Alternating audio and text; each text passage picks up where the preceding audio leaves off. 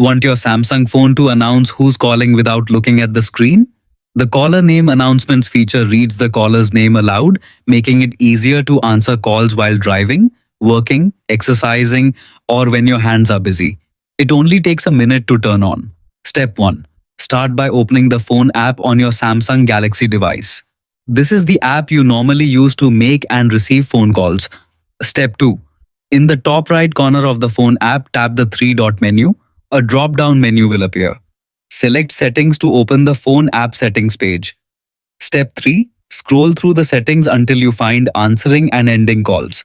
Tap it to view additional calling features available on your Samsung phone. Step 4. Inside this menu, tap Read Caller Names Aloud. This feature allows your phone to speak the name of an incoming caller instead of only playing the ringtone. Step 5.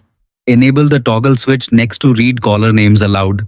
Once enabled, you'll see different playback options. Step 6.